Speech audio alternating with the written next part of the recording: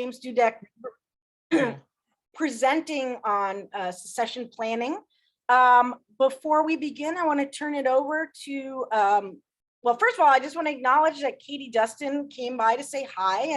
And for those of you who are new to CAN, she was CAN's founder. And so it's always wonderful to see her. So thank you so much for being here. And so I'm going to turn it over to Alfred to introduce our session. Great, thanks. Before I introduce James, I just wanted to really tell you a quick story. Back in the earliest part of my career, I'd been in the job for maybe a couple of years, and all of a sudden, one team member of this really tight team left for, I think she finished her PhD and went to get a faculty position somewhere else. And at the time, my director asked me what parts of that person's job would I like to do. And I was caught off guard. I didn't have a response. And I think my director went ahead and refilled the position. But I think she was looking, I know she was looking to, kind of reconfigure the job. She was looking to see if she could assign things to me or to other people on the team and then fill the position with a different mix of somebody, a different mix of skills and interests in whoever's filling that position.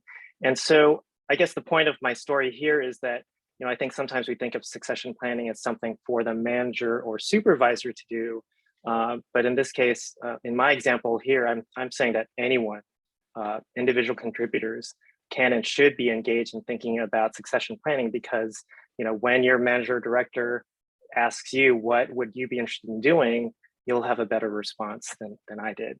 So hopefully I learned my lesson since then, but definitely I can use more skills and knowledge about how to manage the succession planning process. Again, both from a leader's perspective and as far as being a manager supervisor and being an individual contributor. So with that, I want to introduce James. I've known James for about 10 years ago. My time with CAN goes back around 10 years ago, and back then Katie was running CAN, Greg was running Policy Analysts Roundtable, James was running Business Process Analysis Working Group, BPOG, and then Russ Ecker and I joined the three of them to organize the two Institutional Data Management and Governance IDMG Summer Series learning opportunities. And in that time, I've gotten to know James and the others. James has really sharp mind and is really quick to pounce and say something really funny at any moment. So please do pay attention. He's gonna have a really cool toolkit to share with us, and I think we'll enjoy our time today. So, James. Thank you so much. Were there any other announcements that we wanted to make before we got started? What are you referring to, James? So, speaking of succession planning, I am going to be leaving Berkeley in a week and change. So this is actually pretty timely. I'm going to encourage my team members at HASDAR and in my unit to look at the recording of this and maybe reach out to James for questions on it, because I think it's going to be a important step. I am moving, I'm doing a bit of a career swerve. I'm going to get an advanced certificate in teaching English as a second language and moving to Lyon, France, because I'm an EU citizen, and not much of a market for teaching English in Denmark, but there is in France, especially business English and some other things. So 17 years of UC service. I would say take your adventures when you can, and this is time to have an adventure. So going to go do that. Last day is April 11th. And this is a good way to see, I see a lot of familiar faces. So this is really lovely to see all these people. I have really enjoyed working with Sinara and Francesca and Alfred on keeping CAN going. And I think we've done if I may say so, a pretty good job of keeping it going. Some really good speakers, keeping the content, aimed at as many people as possible who really can get some insights from it.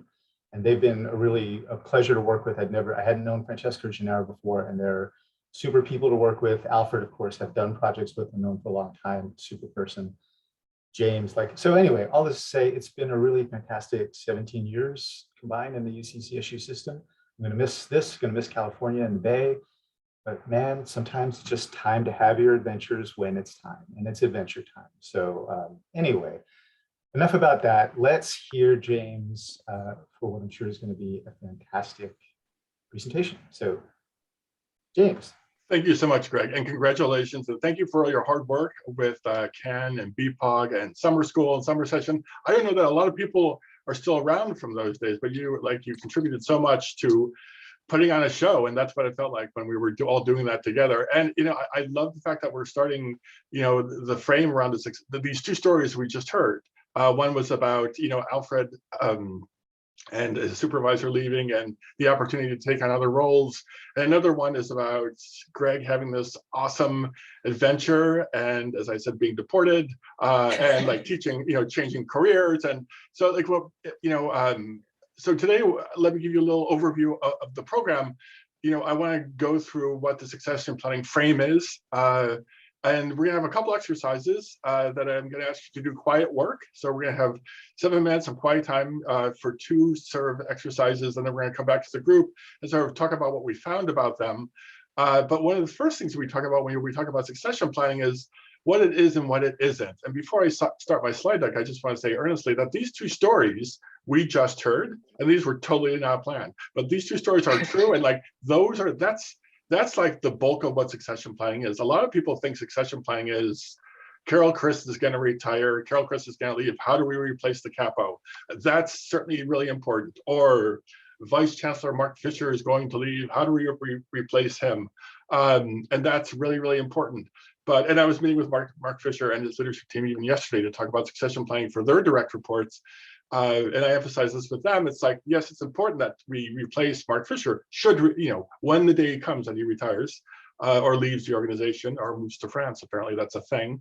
But what about the other 2,000 people in his organization? So, a lot of times we just focus on the leader, whether that's a director or an associate vice chancellor, assistant vice chancellor, and we're not focusing on all the other people in the organization. And succession planning really is about that. So with that, I'm going to share my screen, see if this technology works.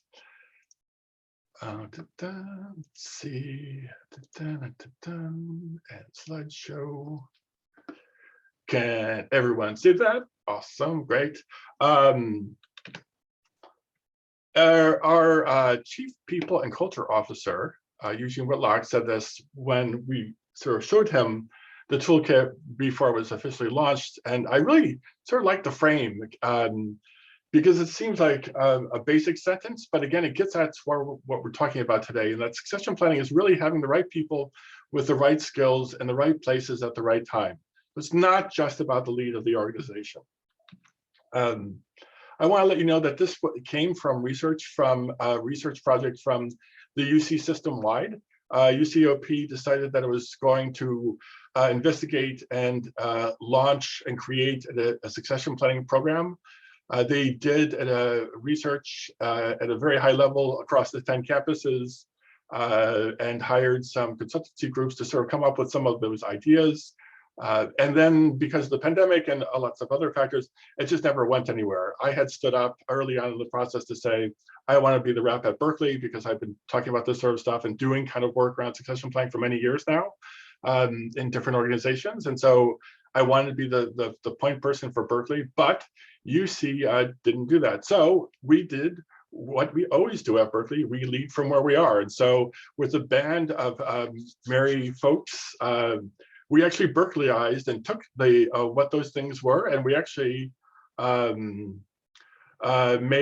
a toolkit that was really specific to Berkeley. And so I have to thank some people in the room, including Colin Gerger-Jensen, who's here, and some of my other friends at the People Organization Development Group who were part of this. And so this does hew to what the UC system sort of thought about wanting.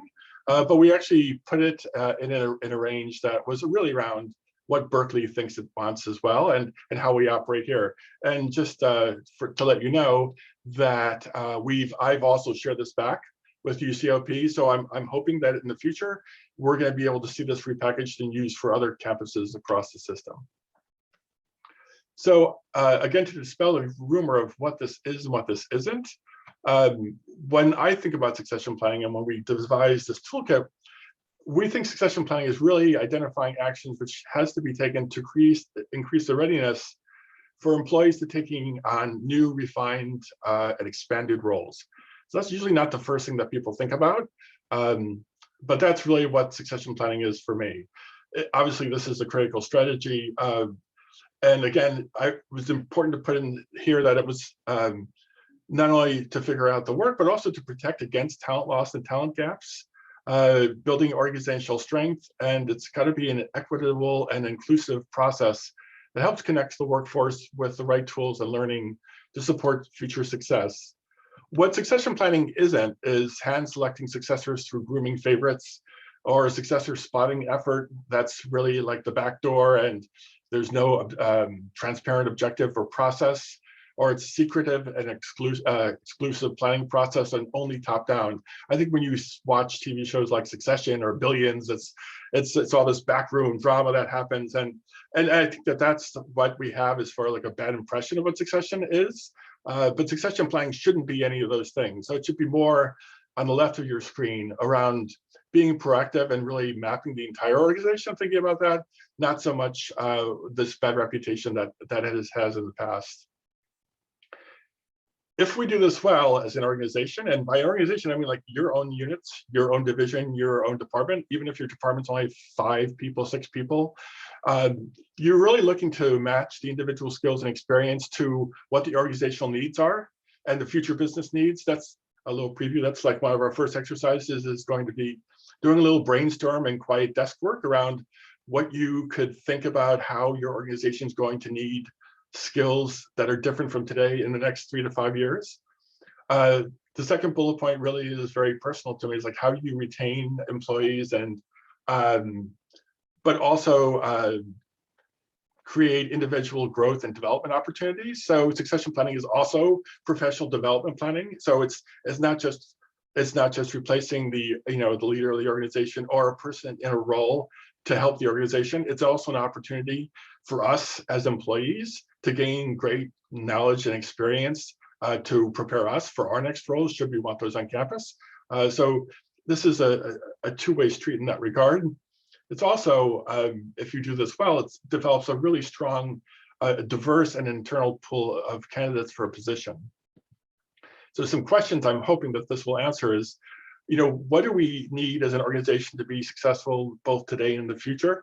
So again, when I say organization here, I'm talking like not just of UC Berkeley, but think about your own organization, whether that's your own group or if you're an individual contributor, whether that's the group you're in. Number 2 is pretty important, as I've mentioned before. It's like, what does the employee want? So this doesn't have to just be driven by the organization. It's also driven by the needs of our talent. And what future roles do we have that will align with employee strengths?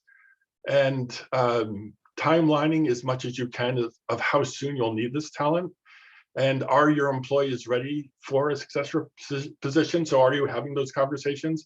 We have lots of tools now around supporting conversations, including Achieve Together and things like that.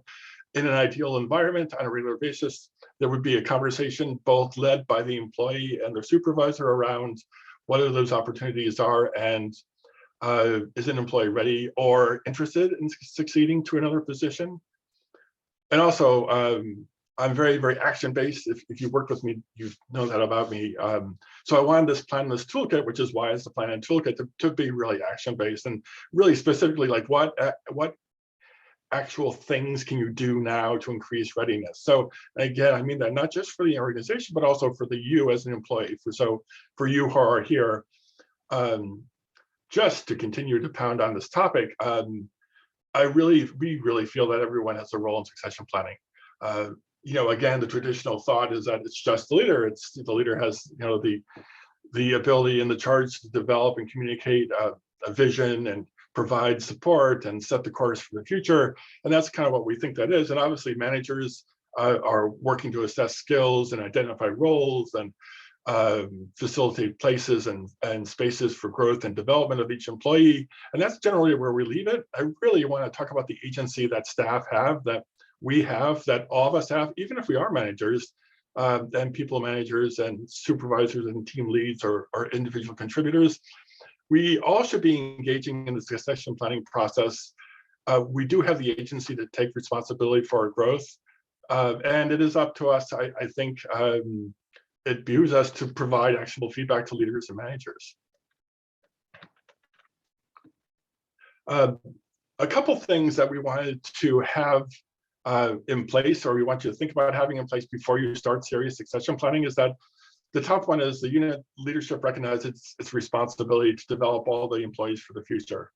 So, and basically that means buy-in from the leadership team. So if the leadership team doesn't have buy-in to this concept, this is not going to go anywhere. So they really have to have that vision, and then they have to act on it. One of my favorite quotes, I think, is from Churchill, who said, visions without implementations are delusions. And so I think it's important that we have the unit vision and the leadership vision, and all of us in the room are leaders. So if we're committed to this, we should be thinking about that. Also, the second bullet point here, the second box rather, is that your unit or your group has a strategic plan. And if you don't, you can connect with some of our friends and people in organization development. I believe Pam is in the room, and some others as well, who can help you with creating a strategic plan. Also, that your unit has and incorporates diversity and equity goals and targets. And again, there are resources within People and Culture, specifically Lasana Hoptep, who's our director of DEIB. So we have lots of resources to help you. And our thought is along these lines is, you have to have the buy-in, you have to have a strategic plan, you have to be thinking about the EIB issues, to really have a succession plan in place, because it touches all those areas. Okay, here's a high-level process map of how succession planning works.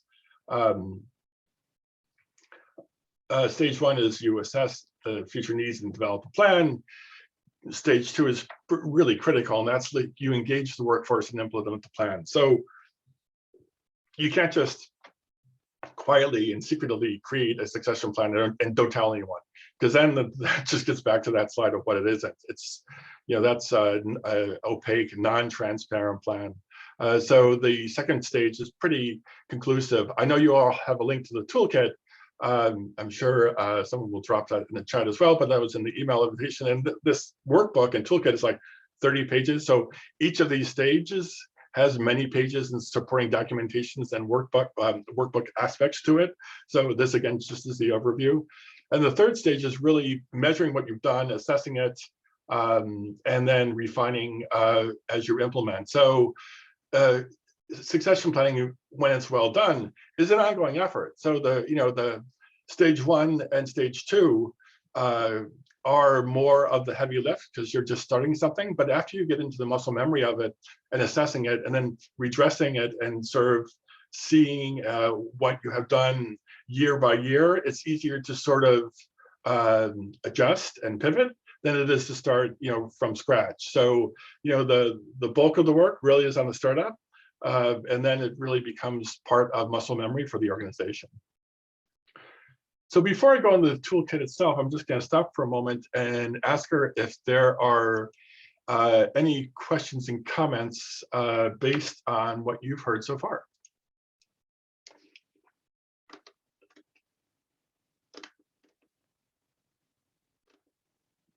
And I'm inviting people to on mic if you have questions.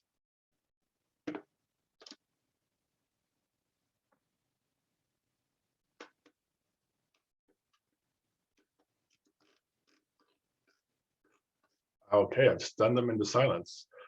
Let's see, then I am going to go, and I'm going to sort of walk through the toolkit and show you the first of our exercises.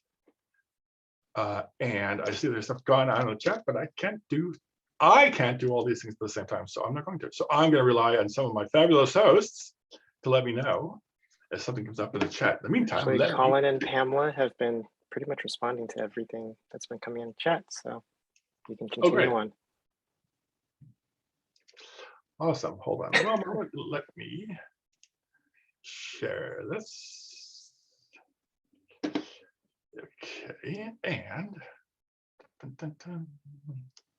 It's like my whole life is racing before my eyes. Let's see. Do you need me to drop the link to this document in the chat? I think someone did already. We have the toolkit in the chat, right? Yes. All right. So this is the toolkit. I am jumping to page 9. I'm going to invite you to explore this toolkit A to Z on your own time. It goes through the framework that I sort of covered in the overview slide deck.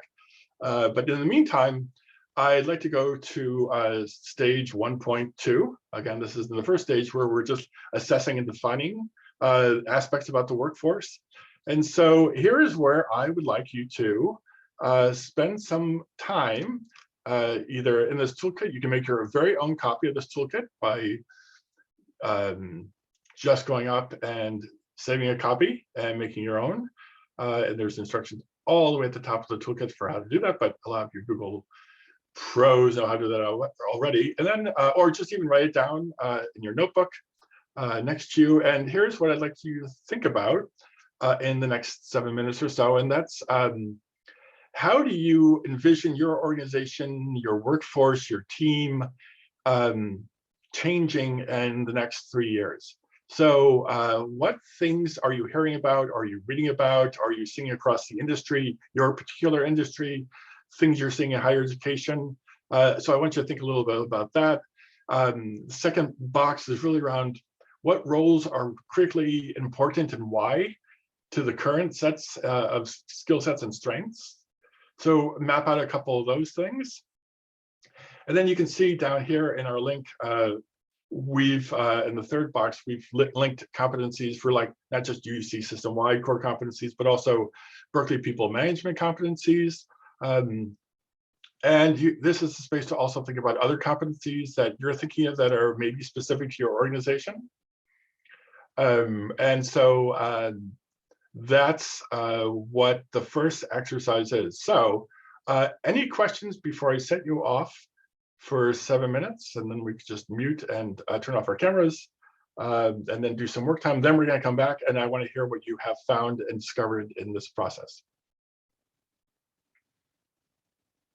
If you can just repeat the instruction for those of us who could just use the repetition. Thank you for that. That's great. Please just fill out this form in either in the form itself as you make a copy of it or on a notebook. And really just answer the questions 1, 2, and 3 here of what do you think the skill sets are for the next 1 to 3 years? How do you think the work is going to be changing? What skills are critically important? And what are some competencies that you think are most critical for developing? So I'm not going to ask you to publicly share your forms or things like that, but we're just going to have 7 minutes to sort of brainstorm on your own. Then we're going to come back and we're going to process this as a group. Okay, so I'm going to keep time now. It's 10:27 by my clock, so we're going to come back at 10:34. And if anyone needs help with the technical aspects, like saving a copy of the document, you can put it in chat and like one of us from CAN can help you with that too.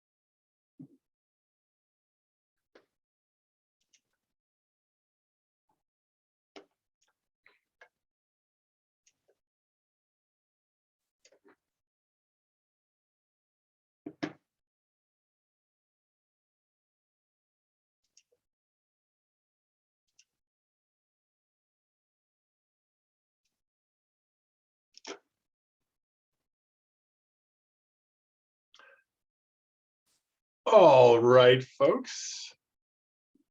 How did that feel as far as 7 minutes, a little bit of time to sort of go through this? And so now I'd really like to hear from anyone who has thoughts about that process.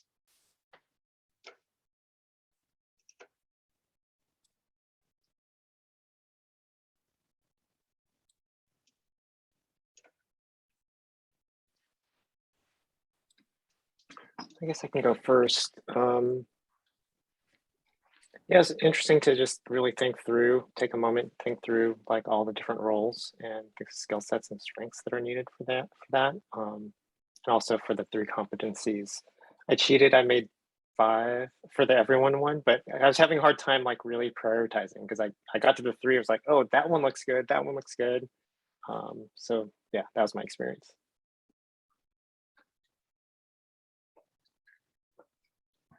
Thank you, Alfred. This is the Cal Assessment Network. The N is for network. So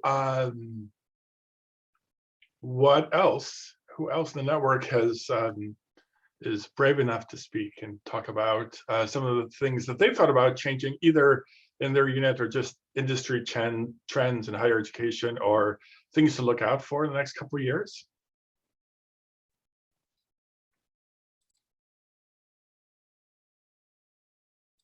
Did Francesca have her? I did. I was trying to wait for other people to go too. Everybody who's been in CAN knows I will always have a question or comment after. So I'm happy to go, but just want to make sure that if there's nobody else first. Tam, why don't you go first, and then I can take up the caboose. Hi, everyone. This is so timely, and actually it's always timely to think about these things. But I'm Tam Vong with UDAR, and UDAR is in the process of trying to define those organization level priorities so that we can think about how our teams can be organized and developed to meet those, broader priorities. And it's also, so one of the things I've been doing, as a part of this process, I'm thinking about all these things that you have in the worksheet, and it's very helpful, by the way. But it's been also very interesting to talk to peers at other institutions who are facing the exact same issues, that my team is facing. We're about information delivery and analytics. And many of us are in that cusp, right? We want to be in prescriptive analytics. We want to be able to help identify actionable, information that our programs and teams out there could take advantage of. But what type of skills do you need? The traditional skills that we've had, very strong data driven, the reporting skills and the using the right tools and all that, we have strengths in those. But in this new world, the complexities involve collaborations from larger teams. The business acumen, being able to understand the strategies and what's going on in our industry and the trends around that. We can't work in isolation. I mean, there's a lot of silos in what we do, and different teams are assigned different work. But we actually, I recognize in my own team that those of us who are super successful are the ones who have a little bit of everything. And maybe we aim to develop more of that in all of our team members, but recognizing that not all of them can flex in all of those ways. This worksheet is helping me think through where can we flex and where do we need to maybe think differently about what our team's makeup is. But a fear that I have also, and this is throwing it out there to everyone, my fear is then are we all going to try to do everything on our own teams?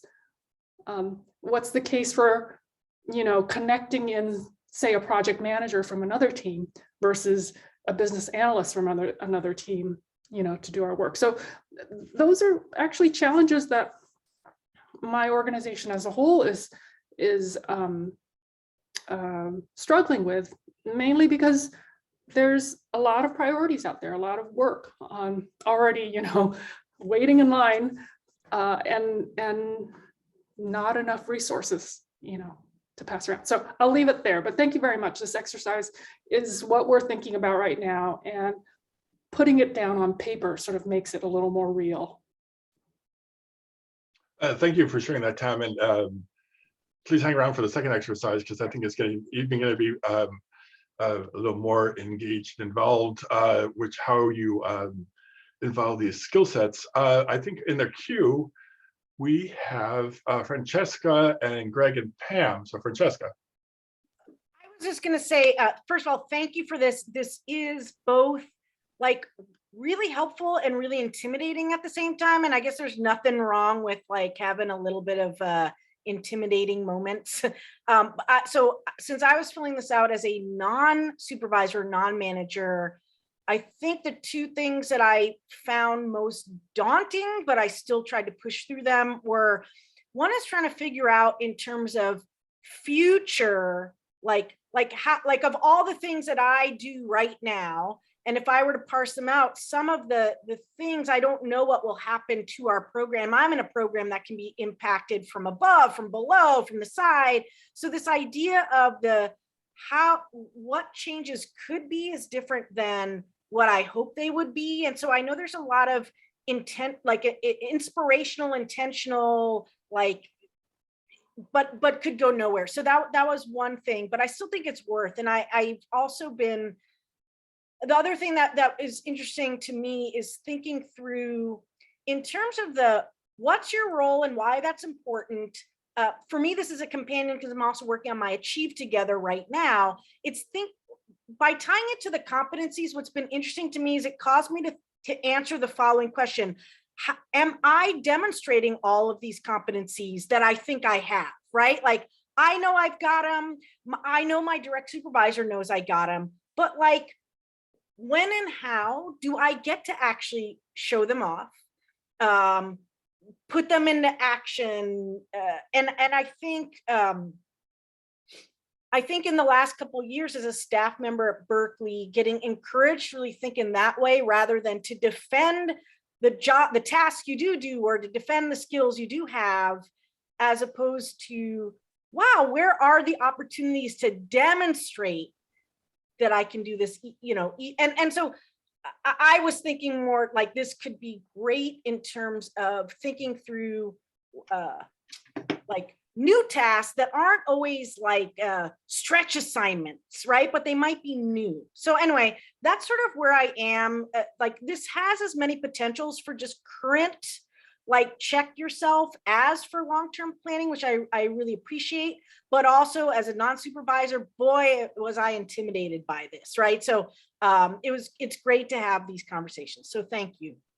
Well, thank you for sharing that. And also thank you for like, sharing your insight of what this page brought out as an individual contributor, because I want us all to look at these pages also from the guise of not only where is the industry going, but I think sort of Tam mentioned like all these different skill sets and generalist activities, or like specific activities and business analyst activities. And there's a way of looking at this page and also saying, well, what am I lacking? Like, or what am I supposed to be? If the industry is going there, am I going to be left behind? And so it does. Was not the intent when we sort of like built this, but it's runoff, because it really does come out of like, well, if the industry is moving this way and the industry is moving like more BA way, and I have no business analyst skills, then where does that leave me? And maybe I don't want to develop those skills, and that's perfectly fine. No offense to my friends at BPOG, but so what skills do I want to develop, or what do I want to do? So I think it does raise a lot of those questions. So thank you for sharing that. I'm going to go to Greg and Pam next. Greg first. Yeah, thanks. Some really good points from Francesca and Tam both got me thinking a couple of things. To Pam's specific thing about like wanting to incorporate prescriptive, predictive analytics in teams like ours. it can be tough if you don't have, like, if you don't have somebody specifically with really excellent knowledge of some of the machine learning and those kind of modeling skills. Not that you can't use really good social science skills and regression and everything else, but it's something I thought about not only with this team, but with the team I was building back at SF State before I left to come back to Berkeley. And that I had 4 people who had I started with 2 and ended up with 4 who had very distinct skill sets.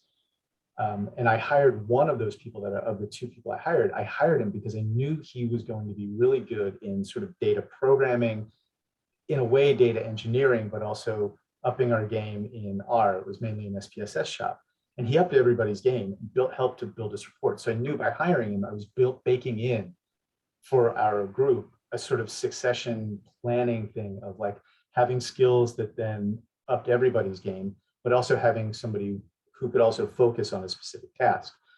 My next step, I knew I had a retirement coming, and what I was hoping to put into place was somebody really, really strong on predictive kind of analytic skills, like stronger than the person I had who was really good with survey and really good social science skills, even in regression and everything else. But so to Tam's point, I was thinking of that, but then I left. And now currently, one of the things we struggle with is there's a lot we'd like to do, but we're a small team, and we're also a team that has a lot of data quality management work to do, data editing and things like that. And then which keeps the operation going of our unit. So how do you, to Tam's point about resources, how do you then plan for that, especially when you're in hiring freezes and it's tough to move lines around and do all that? It's a uniquely special time. It'll be an interesting conversation, I think, with me leaving, what they can do with my line. Do they need a director, or do they need to maybe hire 1 or even 2 people, depending if they need a little more money, to build up some of that reporting and then keep the data quality management going. So I'm thinking about a lot of these things, both Tam and Francesca's point, as my team moves forward without me. Thank you for sharing that. And the next exercise, after we hear from Pam and some others, is really going to be focusing on, is going to be sort of drawing out like those choices that they make when in succession, because as time changes, you think about what are the skills that you need when someone moves on to another role or another opportunity. So thank you for that, Greg. Hey, Pam, my teammate on people development. You're next and Zanara's behind you. So go for it. So sort of like Francesca, I originally thought like, oh God, the future, I don't know. And I was kind of amazed at how accessible the questions were and the sort of the scope of each of the questions. And within 7 minutes, I thought, oh yeah, this is, these are some of the things that are going to be coming up for next. And I can imagine that this will happen, and then these skills will be needed. And I focused more on sort of the future thinking as I was doing this exercise, but found it very accessible and actually kind of, within the short 7 minutes that we had, it was, I sort of thought like, oh, I've got some thoughts that I could now share with folks. So thank you. Perfect. Yeah, thank you for that. Zanara? Yes, I mean, I totally agree with Pam. I think I like the framing of these questions, that they're really they're wonderful triggers for basically making anyone answering them just turn on this that part of their brain and brainstorm, and it's actually a wonderful opportunity, because all of us have these thoughts here and there in our daily work, and but this is the moment when you're like, oh, now I get to sit down and write them down. So that's amazing. And and I also feel like yeah, there are the challenges, the external challenges, the industry's challenges, like the changing pandemic, whatever. But I also feel like this is an opportunity for all of us to bring in ourselves, I guess turn on our agency and also steer certain questions, because sometimes we just, like this is all it takes to, to channel things in a certain way. So like I was thinking of, DIBA work, and how like, all of the organizations and teams, like this is one of the, like challenges of how we, create everyday, like, everyday working environments in a way that's, it's, it incorporates DIBA values into like everyday work. And this is my personal, I guess, inspiration, but I feel like, like I want to, put that out there and, in a conversation, with our unit, like I want to, like put that in as well. So so this is also empowering, and we can bring in, our, personal inspirations into this. So yeah. Thank you for sharing that, and all these ideas. I'm going to move on now to the next exercise that I think will build on this exercise, and I want you all to scroll down to, and I shall do it on the screen for you, to page 16. I have to share with you that page 16 has made me very unpopular on campus, even more unpopular than I already was. It's initially kind of exciting, but it's difficult to fill out, and so I'm just going to walk through what my expectations are of and what we're hoping to get out of this, and then after I explain it, we're going to have like 7 minutes to sort of like start plugging this in. This is a leadership succession planning form, and so you see in the left-hand column here, the first thing is the name of the leader. We are all leaders, as we talked about, so I want you to think about not just your leader, your direct leader, your campus leader, your unit managers, people, team manager, supervisor, whatever they're called, project manager. You can fill this out if you're managing a project with non-direct reports, or people who are like, if you're on a council or committee or advisory committee or group, you can even fill it out for any sort of organization that you're in outside of Berkeley. So, but think of this as the name of the leader. So here you have Alfred. You can put what down Alfred's title is. And then the emergency plan. What if Alfred wins the lottery? So what happens then? And so the emergency plan, this is where things start getting interesting. So the emergency plan sometimes say, well, Alfred is, I'm completely making this up, Alfred's a level 5, and so we have 3 level 4s. So we'll ask one of those 4s to do Alfred's job, and then we hire someone. That's certainly an approach. But this is more, sometimes it's like, if Alfred leaves and he's level 5, he wins lottery on Monday, he says, so long guys, on Tuesday, who does that work and what is that work? And here's where you get like, who are the currently qualified successors? That can be, if you're doing this on your own, and I'm asking you to think about this in your own, like who are those people in the organization who are qualified to succeed that role? What are the development and strength readiness opportunities to make that person more, to make those roles or that person more ready to be able to step in that role? And this is why people hate me. Who are the people behind those people, right? So if you fill this out, and this is what I do, I help people fill this out for their entire organization. If you're an organization of 40 people, you should have 40 people, you should have 40 roles on this sheet. And then that's where you come up to this last, which is what are the development opportunities for future successors? So let's say you hire a level 1 employee.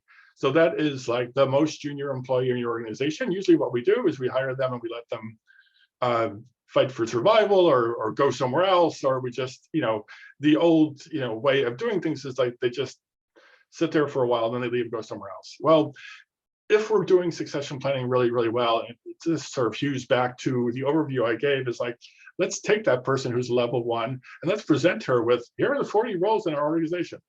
So if you want to grow up and be Alfred, here's how we think that those development opportunities are. Now, going back to the hatred, one of the things is there you might find some gaps. Like you can go from here to there, but there's a super big break in the middle of this organization where if you really do want to grow up and be Alfred, there is no way for you to get from 1 to 5 in this organization. So let's call that out. And if there's a paucity of 3s, for example, where can this employee get a 3 experience on the campus or in the world? Sometimes you need to leave to come back. Sometimes, you know, you need to leave your organization to come back. That doesn't mean you necessarily have to leave Berkeley. You know, but that is an example of thinking through the whole chain of development opportunities. What's the name of the leader? And so I'd like you to sort of fill this out, but I also I'd like you to do 2 specific things if you want to. So we're a volunteer effort. I'd like you to fill this out for yourself, super quick, just like, what's your name? What's your title? Should you win the lottery or run off to France? You know, who's going to pick up your work, right? So here we have a real life example. Someone's literally, we're surprised. People are like, you know, running off to France. That's great. So who's going to do that work? And who's going to do your work? Who are the current qualified successors? What are the development opportunities? What are the roles, the parts of your job that you're doing that you would think that potential successors in your organization, they would need to develop and bring in? And so that sort of hews back to Greg's comment about now his organization is going to be a very interesting place, as all are when someone leaves the organization, to think about, well, so Greg had this, this, and this. What of those do we want to hire for or manage or identify in the staff that we have? And, you know, and what skills do we need to import and what skills do we need to build? And that's where that sort of comes in. I also want you to think about doing this, if you have the time in 7 minutes, for your supervisor. So if she left, what would the emergency plan? I know it's not your job to do this, but think about the opportunity. If your supervisor left, what parts of her job would you be interested in doing or not interested in doing? You can do this in the reverse order. Or what parts of that role would you like to develop into? Are you interested in any of this at all? Again, I mentioned meeting with Vice Chancellor Mark Fisher and his leadership team yesterday. Some of the questions they had around emergency plans and qualified successors is like, if you have an emergency plan, several people in the leadership team said, well, there are some people who I think would, you know, could step into the interim, but there's no way in hell they'd want to do it. So that's another aspect of it. So there are people who could be qualified to do it, but want to say, I am not interested in this at all. Like, I'm interested in you being the shield between me and the director. I'm not interested in being the shield for others. And so there's lots of things to think about in this forum. So we're going to take about 7 minutes now. So, and I am going to time that. And I'd actually like to ask you to fill this out for both yourself and your supervisor. Before I start with the 7 minutes, I'm going to ask, are there any questions to clarify what I just said? No questions, but I do want to say, I know some people are starting to leave now, so I just want to thank everybody who is here. I hope you can all stick around, but if not, James, thank you for taking us through. And I did want to plug that our next session is with the Cal Coaching Network in our May session, and it'll be on a Thursday. And if you've enjoyed this kind of work, I know you're really going to enjoy what we have coming up with the Cal Coaching Network too.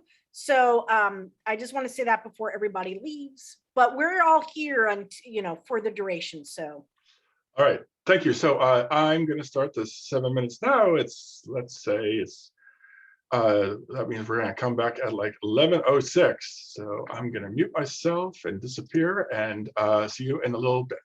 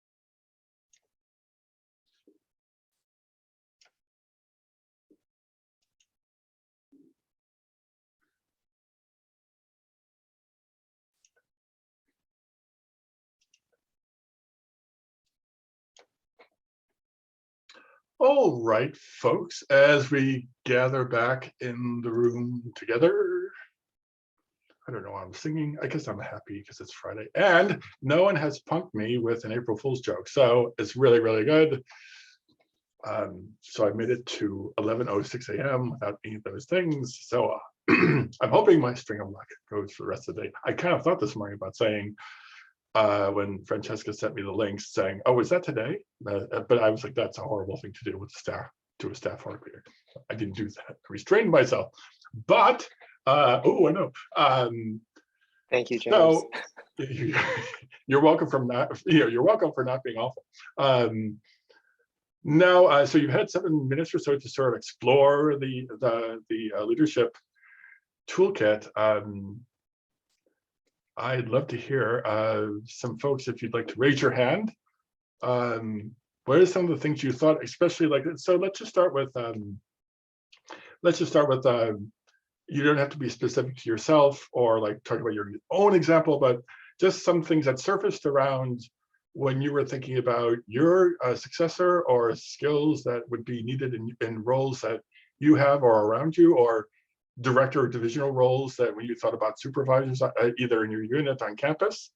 What are sort of the things that came out in the findings of that trail of that role, a supervisor, a successor's role, and then the people behind that person? I'm intrigued to hear how that went for you all.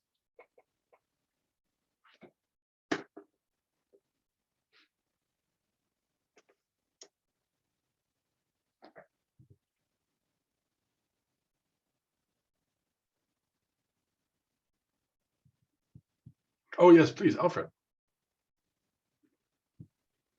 Yeah, sure.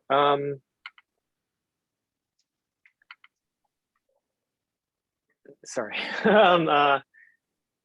So what was really hard for me on this is just thinking of the development opportunities for future successors. I'm on a really small team, so there aren't that many people to think about on the team. So in some cases, I put like all the other team members as possible future successors, at least pieces of it. But then also, so there's the part where it was sort of, what sort of development opportunities could I think up for them if they were have to pick up pieces of my job. But then something you also brought up before we split up to do the worksheet was like, what kind of stuff is stuff that I do that I have to do that's maintenance work that I've actually received from other people as they left the team, that really no one's interested in picking up. It's sort of a 1, 2, 3 not it kind of exercise, and then the last person ends up with it. So that's sort of a concern for me. And then as far as thinking of what if my manager were to leave, I was actually in this position a few years ago where my manager had left and I was the one who was inserted as the interim director. So yeah, again, there's having a tough time for myself thinking about what development plans to strengthen the readiness. So I think it just might take more time and talking to the current my new director and asking, if she were to win the lottery, like what are some things I should be trying to work on if it was to be me to be tagged, or if it's one of the other folks on the team. Like I think it's something really serious to think about, because I think anything can happen. Someone can choose to retire a little early. Someone could choose to might need to take care of elder care duties or things like that. So it's something that's really on my mind. Yeah, thank you for sharing. Thank you for sharing that. There's also, I think in some of these roles, especially when you're talking about like someone who actually is the manager role, it's come up a lot of times just in these conversations across campus of sometimes someone moves on to another opportunity in the world, and the immediate thought is, well, we have to find someone else who has her exact skill sets and she has to lead this kind of work. And that may be the case, but if this is actually a time to pause and to say, do we actually need anyone who knows anything about this at all? Maybe we don't. Maybe we just need a leader, and those are different things.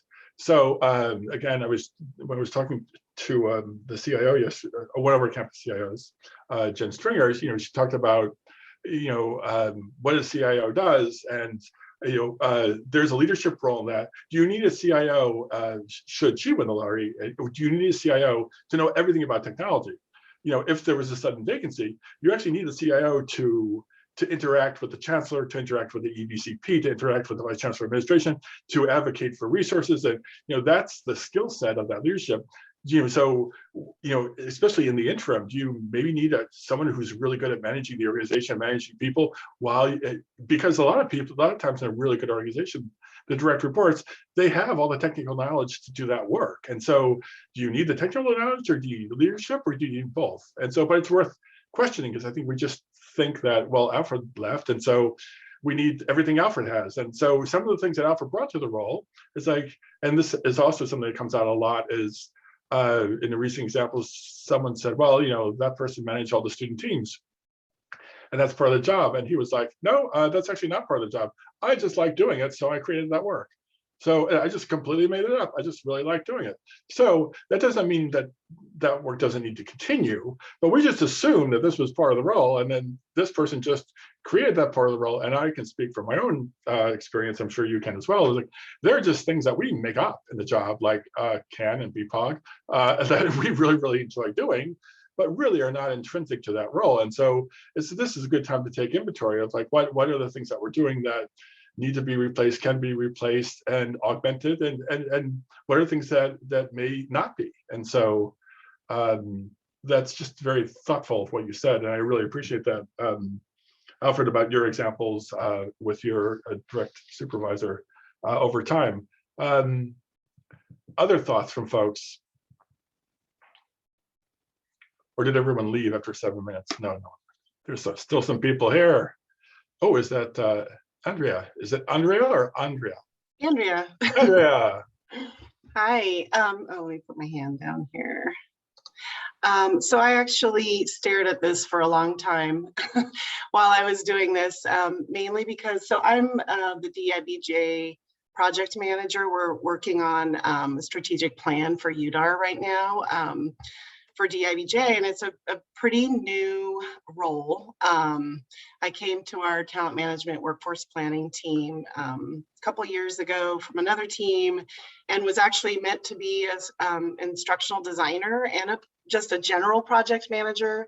And this role kind of evolved, and we decided we wanted to do a DIBJ strategic plan. And so got put in charge of the project, and it has been a very immense, intense project. We have a project team of 4 others, but all of the other people on that project team, have very specific jobs and roles that they're doing. So I'm kind of the only person that's really got a pulse on everything within this project. And, when I was looking at this, there's just no one other person that has all of the, they just don't have all the detail, and they haven't had all the interactions with all the people that I've had with this project. So I really struggled to figure out who would that person be to, help. I can't come up with one person, but it also made me realize that, strategic planning is very new to our organization, and in particular, change management type of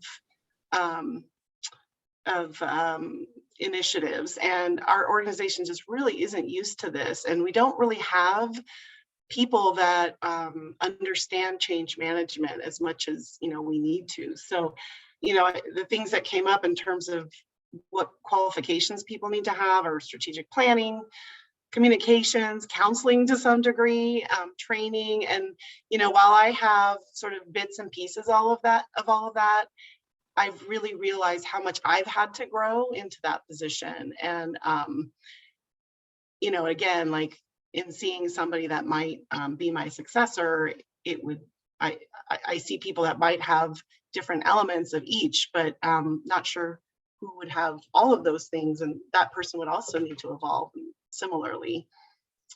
So that's what came up for me there. Andrea, well, thank you for sharing that. It makes me think of a couple of things. Is that it's funny that sometimes people look at this form and they're asking me permission to change a word, or sheepishly say I added a column.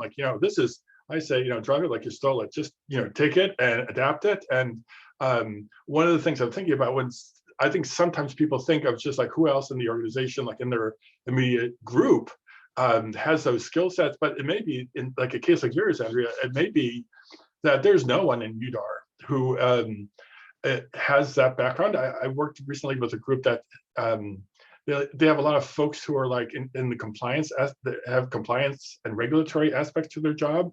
And there's just no one else on campus who does that. And so when they were filling out this form, they were like,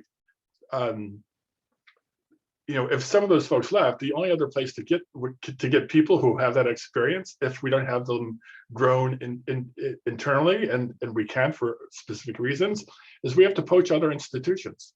And that's a perfectly good emergency plan. Other institutions could be some other place on campus, but it could also be, I've heard tell over the years that Stanford is very good about stealing people from our UDAR. I don't know if this is rumor or not, but there are different organizations like UCSF pays more. And so we hear that people that, there's a trail back and forth. So it could be some of our emergency plans really are, I actually don't see this in my unit.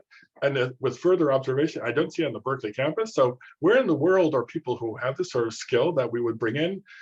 So when there is a vacancy, when you have this, it's like, okay, now this is part of my sort of my recruitment and marketing plan of targeting those industries and those areas external to Berkeley, especially if you've done the thought work around what's here and what's not.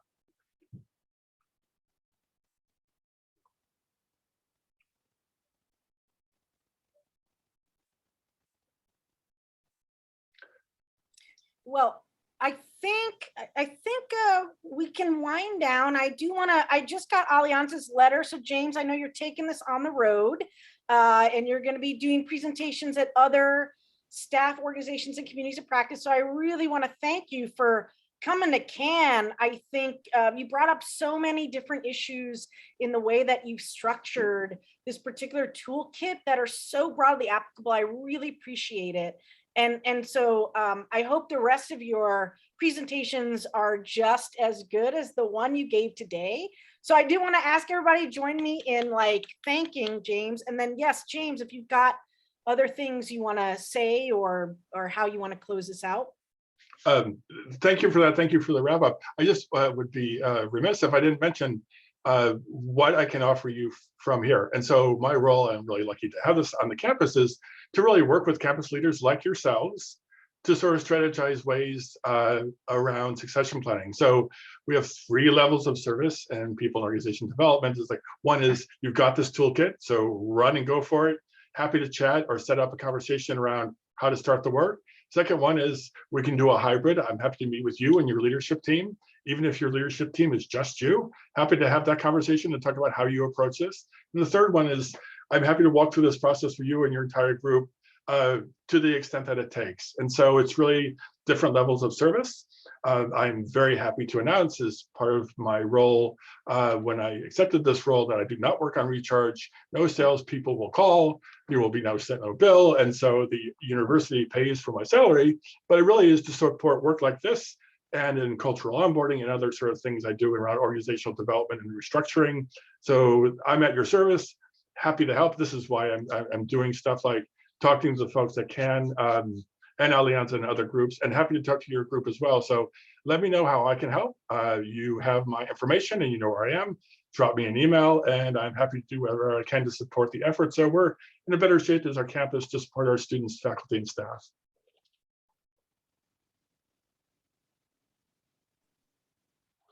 Well, thank you all, Alfred. I think you can stop the recording.